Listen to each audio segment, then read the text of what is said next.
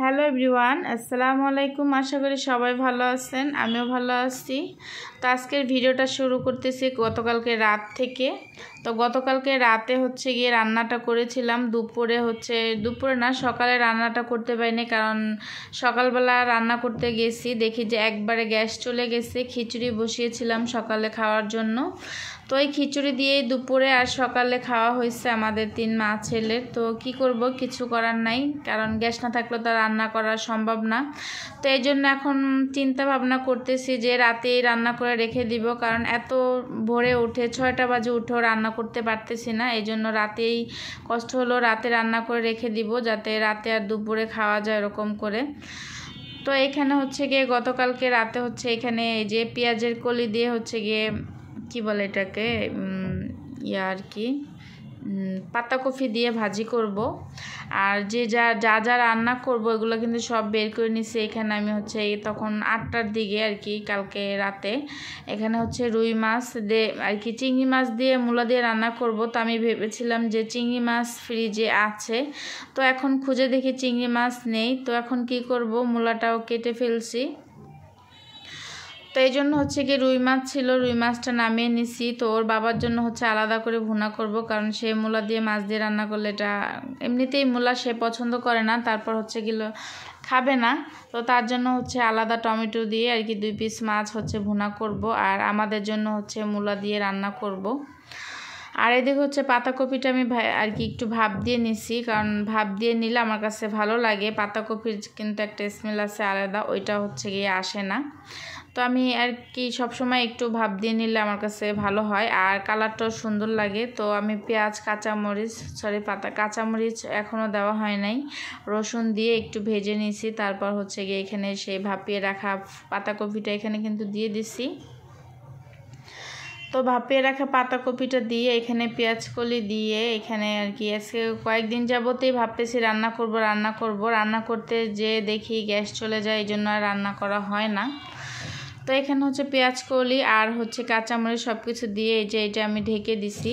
তো এখন একটু ভালো করে একটু ঢেকে রান্না করলে কিন্তু ভাজিটা কিন্তু হয়ে যাবে, যেহেতু ভাপিয়ে নেওয়া বেশি দেরি লাগবে না। তো এই তো আমার ভাজিটা কিন্তু করা হয়ে গেছে। এখন আমি একটা বাটিতে বেড়ে নিছি। তো মাশাআল্লাহ ভাজিটার কালারটা কিন্তু অনেক সুন্দর আসছিল, আর যেহেতু রাত এই জন্য একটু এরকম দেখাইতেছে হয়তো বা, আর খেতেও ভালো লাগছিল। আর শীতকালীন সব সবজি খেতেই ভালো লাগে, তো যারা সবজি লাভার আছেন অবশ্যই তাদের কাছে ভালো লাগবে। আর যে মূলাটা কেটে রেখেছিলাম ওইটাও আমি একটু ভাপ দিব।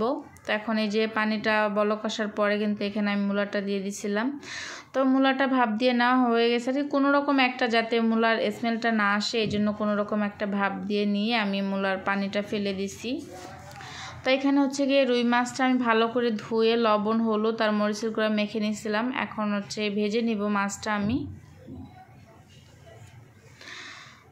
তো সবগুলো মাছ এই যে এখন লাল লাল করে একটু ভেজে নিব, তারপর গিয়ে আর কি তুলে নিব। আর এইখান থেকেই গিয়ে ওর বাবার জন্য 2 পিস মাছ আলাদা করে ভুনা করে নিব, আর ওদের জন্য মূলা দিয়ে রান্না করব, কারণ মাছ যদি আমার খাওয়া হয় না মাছটা, তো ওদের জন্যই গিয়ে মাছটা রান্না করতে হয়, না হলে ওরা আর কি ভাত খেতে চায় না। মাছ প্রত্যেকদিন রান্না করতে হবে ওদের জন্য।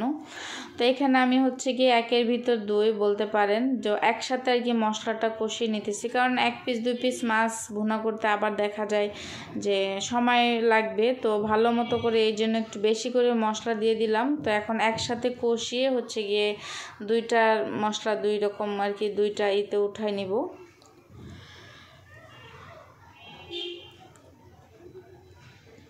তো এখান থেকে একটু মশলা উঠিয়ে রেখে দিলেই কিন্তু হয়ে যাবে। এখানে হলুদের গুঁড়া মরিচের গুঁড়া সব কিছু কিন্তু দিয়ে আমি এখন পানি দিয়ে ভালো করে মশলাটা কষিয়ে নিব।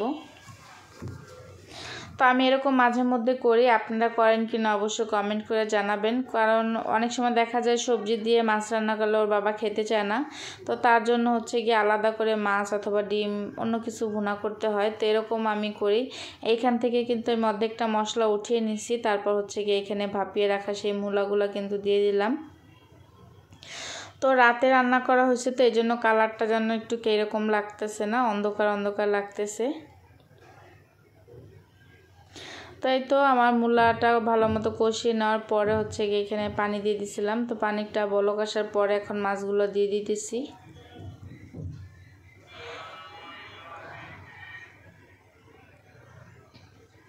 তো মাছগুলো দিয়ে দেওয়ার পর এখন আমি আবার একটু ঢেকে এটা রান্না করব, কারণ কিছু সময় জাল দিলেই কিন্তু এই তরকারিটা হয়ে যাবে। আর গ্যাসে রান্না করতে কিন্তু অন্যরকম একটা মজা, আর গ্যাস না থাকলে রান্না টিপ টিপ করে রান্না করতে আর কি ভালোও লাগে না। তো এখানে ধনিয়া পাতা, তারপর হচ্ছে গিয়ে জিরা বাটা আমি একটু দিয়ে দিছিলাম, আর এখন নামানোর আগে একটু ধনিয়া পাতা দিয়ে আমি তরকারিটা কিন্তু নামাই নেব। তো তরকারিটা কিন্তু মাশাআল্লাহ খেতে ভালোই ছিল, এই যে কালারটা দেখলে কিন্তু বুঝতে পারবেন। কিন্তু আমরা বেশিরভাগ সময় মূলাটা রান্না করি হচ্ছে চিংড়ি মাছ দিয়ে, বেশি ভালো লাগে আমাদের কাছে। তো কেটে ফেলছি মূলা, আর চিংড়ি মাছও ছিল না, কি করার, তো এই মাছ দিয়ে রান্না করে নিলাম। তো ভালোই লাগছে, খারাপ লাগেনি। তাই তো মূলা তরকারিটাও কিন্তু আমার হয়ে গেছে। এখন তার জন্য সেই মশলা উঠিয়ে রাখা সেই মাছ 2 পিস এখন ভুনা করব। তাই তো আমি একটা বাটিতে বেড়ে নিয়েছি মূলা তরকারিটা। তো আজকের ভিডিওটা কেমন লাগলো আপনাদের অবশ্যই জানাবেন। আর যারা যারা নতুন আছেন আমার ভিডিওটা দেখতেছেন, অবশ্যই যদি ফেসবুক থেকে দেখেন অবশ্যই সুন্দর করে একটা কমেন্ট করবেন আপনাদের ভিডিওটা কেমন লাগলো। আর হচ্ছে গিয়ে যারা নতুন আছেন অবশ্যই ফলো দিয়ে দিবেন, ফেসবুক থেকে দেখলে, ইউটিউব থেকে দেখলে অবশ্যই সাবস্ক্রাইব করে দিবেন। ভালো থাকবেন সবাই, আল্লাহ হাফেজ।